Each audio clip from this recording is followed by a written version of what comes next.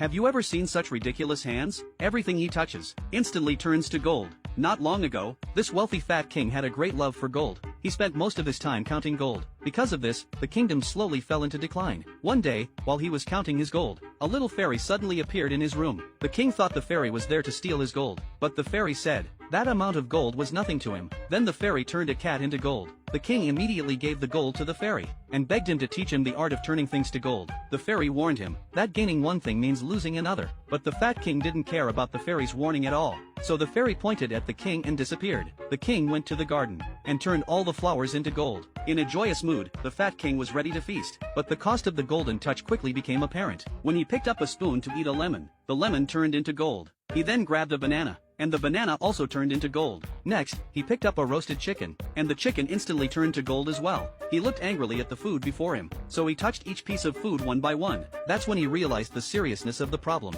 Fearing he would starve to death, the king ran out of the palace, only to be blocked by a golden skeleton. The skeleton made a gesture of cutting its throat at the king. Terrified, the king hurriedly ran into the basement, continuously calling for the fairy. At that moment, the fairy appeared, and laughed at the fat king. The king pleaded with the fairy to restore him to his original state, promising that he would give everything he had, as long as he could eat his fill. The fairy agreed, and then disappeared. Soon after, the castle began to collapse, quickly turning into ruins. The fairy also took away the king's clothes, leaving only a hamburger behind. After being hungry all day, the king happily started to eat.